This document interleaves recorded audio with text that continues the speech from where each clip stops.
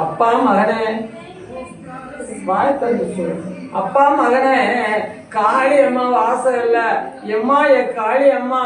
நாங்க எத்தனை கோயிலுக்கு போனோம், நாங்க எத்தனை இடத்துக்கு போனோம், நாங்க எங்கேயுமே மன கஷ்டத்தோடும் மன ரோகத்தோடு தான் வந்து இருக்கோம். அம்மா வாசலுக்கு வந்தோம், எங்க மனசுக்குள்ள ஒரு நம்பிக்கை இருக்கு. அந்த நம்பிக்கை வீண் போகாத அளவுக்கு மாகாளி என் கூட பிறந்தவுடைய கொள்கைகள் எல்லாம் நீ மாத்தி அவனை அடுத்த ஒரு பிறவியாக எங்களுக்கு தண்ணி தொளிச்சு எங்க வீட்டுல போட்டுற மாட்டையா, நீ போட்டுருவ அப்படின்னு சொல்லிதாமா உன்னை நாடுதோம். எங்களுக்கு காசு பணம் பொண்ணு போலு எல்லா பாக்கியமுமே நீ கொடுத்த பாக்கியமும், அந்த வேலையை அந்த வெற்றிவேல் முருகன் கொடுத்த பாக்கியமும் எங்க வீட்டுக்குள்ள நிக்கி. அதனால நாங்க எதுவும் கேட்கல.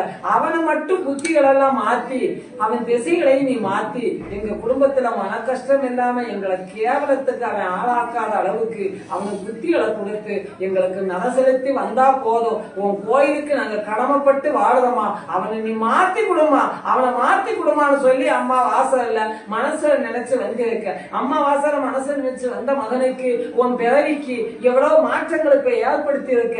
அந்த பழைய பாராட்டங்கள் கிடையாது, பழைய கேவலங்கள் படுத்துறது கிடையாது. குடிச்சிட்டு வந்தாலும் நான் பொழப்போ வா பொழப்பத்தோடு தான் குடி இருக்கான். அந்த அளவுக்கு இந்த அளவுக்கு இப்போ இல்ல மாற்றத்தை கொடுத்திருக்கேன். அடுத்து மாகாளி கம்ப்ளீட்டா இல்லாத அளவுக்கு அவன் பார்த்தா வாங்கரிக்கிற அளவுக்கு, வாமிட் எடுக்கிற அளவுக்கு, விஷத்தை வாய்க்குள்ள வச்சது போல அவன் சிந்திக்கிற அளவுக்கு அந்த குடிப்பழக்கம் இல்லாம மடவாங்காளி நிச்சயமா அவனுக்கு நான் மாத்தி கொடுத்து உன் குடும்பத்துல உன் கூட பிறந்தவனை உன்கிட்ட கொண்டாந்து ஒப்படைக்கண்டாம்.